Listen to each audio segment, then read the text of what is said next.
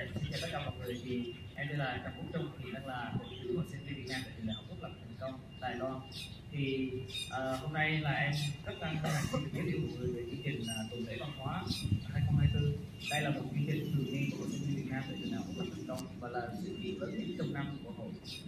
Tuần lễ văn hóa diễn ra nhằm mục đích là quảng bá văn hóa Việt Nam đến tất cả các bạn bè quốc tế cũng như là các bạn bè quốc tế cũng như là người dân Đài Loan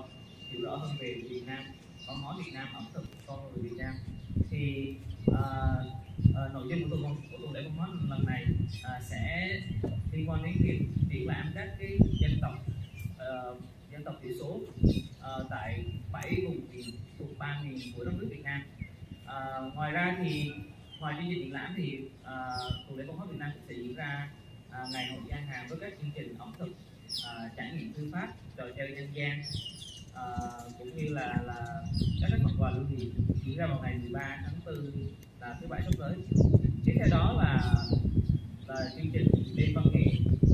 diễn ra vào tối ngày 20 tháng 4 là vào thứ Bảy tuần sau.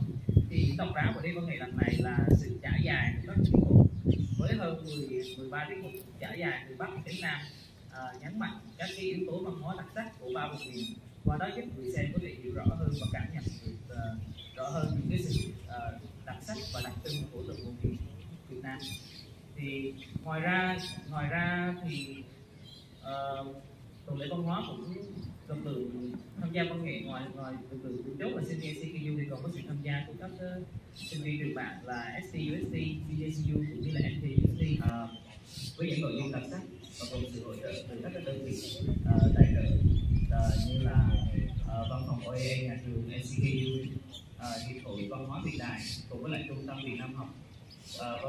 cùng với đó là các nhà tài trợ vàng là Cathay Life Insurance, các nhà tài trợ đồng là hiệp hội Trung Hoa Đài Việt, công ty Money, Hàn Đức, Vinbanking Green, cùng với lại sự hỗ trợ truyền thông từ các đơn vị RTI, Ban Việt ngữ và Visa. Thì hội sinh viên Việt Nam tại trường đại học Quốc lập Thành Công rất hy vọng chương trình năm nay sẽ diễn ra một cách tốt đẹp, thuận lợi và sẽ để lại nhiều nhớ ở trong lòng những người tham gia.